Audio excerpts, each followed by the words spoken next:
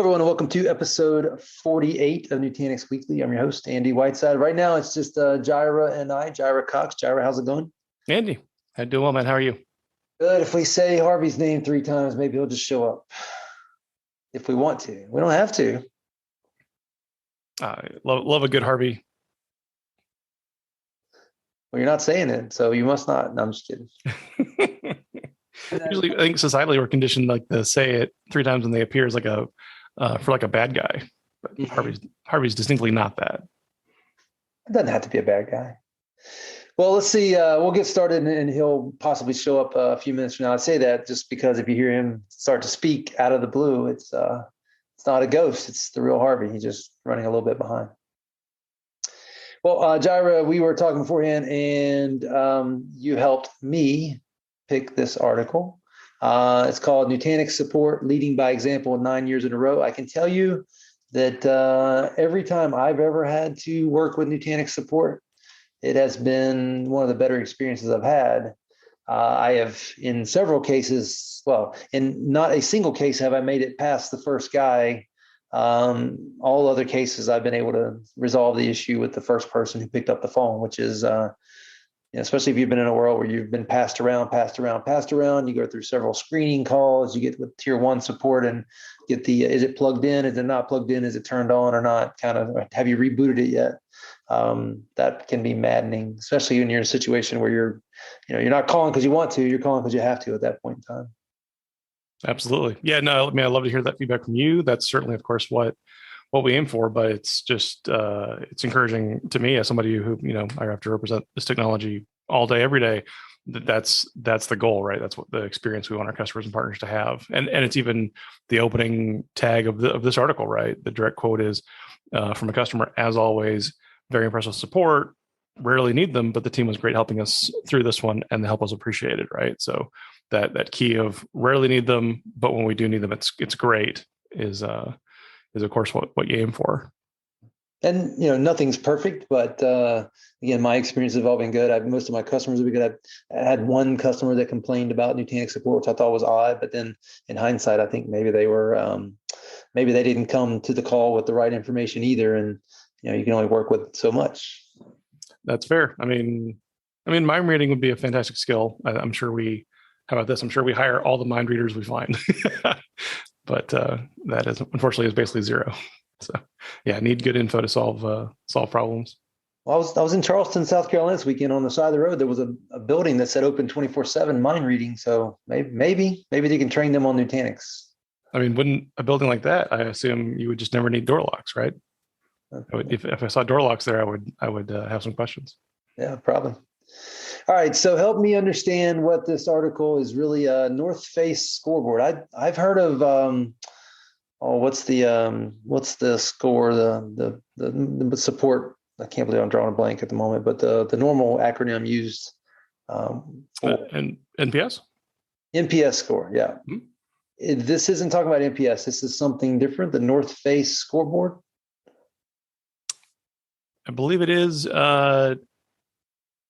different. Hold on, at the bottom it actually talks about that. It talks about the North Face Scoreboard Service Award alongside the 92 NPS rating for 2021. Okay, so they're both corresponding, maybe not connected, but they're both measurements of how you demonstrate phenomenal delivery of service, is what it says here. Yeah. This one, so we can use the acronym, right? The NFSB that the article does, because that's a mouthful.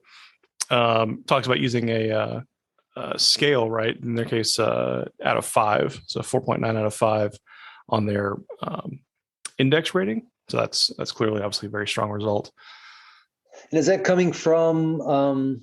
You know what? I should pause here and just point out. I mean, this is extremely important. If I'm going to talk to a customer about moving their workloads to a Nutanix platform, whether it's VDI databases or the whole data center, knowing that you've got somebody behind you to provide support when, not if, but when it's needed, is a huge part of the comfort factor in making those statements that that's what a customer should do. Absolutely. When we have customers that make it part of their POC evaluation criteria, right, is we're going to call support, and see who answers, see how quickly they solve stuff. So yeah, it's absolutely a critical consideration, right, when you're making important decisions.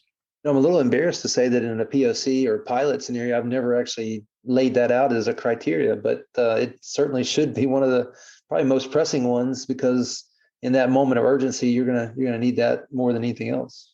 Yeah, I mean, I think we can all relate to, in past lives I've had to do it even like as a paid services delivery engineer, like open a case with a manufacturer on a customer's behalf, beg and plead for that first line person to like mark it with urgency. I need to call back, we're waiting on this. And, and that's it. You have to hang up, have to hope that it got processed, hope you get a call back quickly from somebody competent. And yeah, it's delightful to not have to have that be a Nutanix experience customers have, right? We aim for the opposite. Yeah. Well, I like to address things head on. So Harvey, what's your best support experience with Nutanix? Best support experience with Nutanix? Oh, where'd you come from? I mean, for me, it was it was the first time that I called expecting support, right? What we expect as admins as support. And actually being on the phone with something that was pretty complicated and have somebody, the person who picked up the phone, actually handle it and show me something I didn't know. Yeah. And that made a huge difference for me. You didn't go through 3 levels of call screening just to get to someone who knew what you're talking about? That's what I expected. But it didn't happen. Like the person who picked up the phone actually jumped in, started asking me questions. I'm just waiting on them to transfer it, and they didn't transfer it. And the guy actually, brought up, we did a screen share. He brought up the CLI for one of the controller VMs, and he started typing stuff in. And again, started out with like stuff I already knew, but eventually, maybe 5 or so minutes in, he starts typing things, and things start, going on the screen. I'm like, hold on, wait, slow down. What are you typing? What are you doing? Yeah. So to get from 0 to that within the same call, in under 10 minutes, to me was just like, okay, I've heard things about Nutanix support before, but this is actually serious here. Yeah. That's awesome. Yeah. Podcasting pro, Harvey Green, ladies and gentlemen. Just jumping in the deep end, doesn't miss a stroke. Didn't miss a beat. And I can't highlight enough the idea that you care enough about the sport to put the smart guys answering the calls versus hiding them 3 layers deep and trying to bury them from getting tied up. It's an investment that's not taken lightly. So Jaira, what do we really want to call out beyond what we've called out here? I know there's a couple highlights here. What do we want to make sure we get across in this podcast? The one that actually makes the most impact to me is it's both, of course, the headline, right? Winning this award, not just once, but our 9th time receiving it, right? So clearly like a recognition of a culture of quality support that we've built.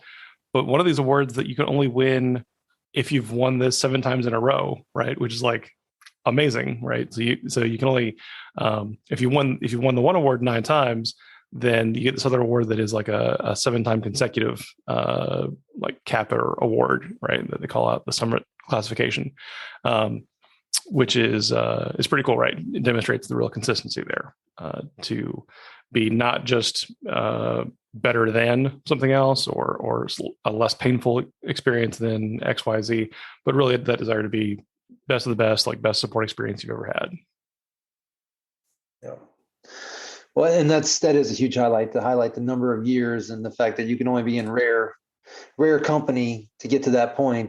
Does it talk about, and I don't see it in the article, how many other people have ever won the award that many times? I don't know. It might be, I don't see that called out. It might be a little embarrassing to our competitors, which happens. Yeah. Well, I guess we could just Google and see how many times, maybe the NFSB, maybe the organization, maybe it has them listed. It's easy enough to find. I'll have to go check that out. Very true. But yeah, the words also as well that you were teeing up there that it calls out around service award, right? Highlighting the high NPS, right? 92, which is just fantastic. We say that a lot, and we don't often iterate enough for customers that don't deal with NPS day in and day out, that's on a negative 100 to positive 100 scale. It's not 0 to 100 like you would think. So you can actually have a negative NPS. Be calling, like you were trying to call support before we started this call, Andy, that kind of like mass faceless multinational call center support. That's when you get into, the negative NPS territory there. Mm-hmm. So yeah, it doesn't just happen, right? It takes a lot of intentionality to achieve 92 NPS there, but then also the subsequent awards that validate commitment to continuous learning and education for teams that deliver the service, right? Making this a great place to work. And then a whole separate workplace validating, like that Voice of the Employees award that calls out the employee-centric work environment, And so shout out to our support teams, right? It's been an interesting couple of years for literally everyone in technology the last couple of years, but you can imagine support as well, right? Going from a culture of, I can go on mute, I can ask somebody else, I can send somebody a message to, hey, come look at my screen, help me solve this. Doing that from home is a whole different kind of day in, day out challenge and change to your routine compared to, all of us that just went from, conference room and whiteboard to Zoom and digital whiteboard. So complete shout out and hats off to our support teams. This doesn't just happen. I mean, not what you would define as like a healthcare essential worker, but certainly an essential worker in terms of keeping the lights blinking. 100%. Yeah, it's funny you brought up me being on a support call when you jumped into the Zoom before we got started here. Mine was with the local marina here, which I needed to talk to their accounts payable people, and I think the forklift driver was the one who answered. So I was stuck on hold for a little bit. All hands on deck. What also calls out here 2021 Gartner Peer Insights Customers Choice Vendor for Hyperconverged Infrastructure for 3 years in a row.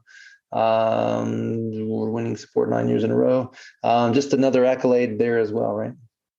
For sure. I believe that one, is actually sourced directly from customer feedback, right? So Gartner normally is like a analyst centric, which has its own value for sure. But then also polling customers directly, right, is also a fantastic award to win. Well, I think if you just kind of pile all this up, you're really talking about Nutanix being the inventor of the hyperconverged space and, owning the space and continuing to invest in being the best at it all these years. I think that's really what we're talking about here. I think that's definitely part of it, right? I think that's for sure the technical, the nuts and bolts of it. I think there's like an intangible cultural add-on, right, around the desire to make a product that still has customer delight, that still has, dramatic ease of use, that has, the built-in stability, self-healing kind of fabric that wants to make you need as few support calls as possible. But when you do have to make them, right, make them a great support experience. Yep. Well, guys, I think we've covered it, and we can move on to the rest of the day. Harvey, anything around Nutanix support that you would highlight for a group of listeners? Happy employees make happy customers.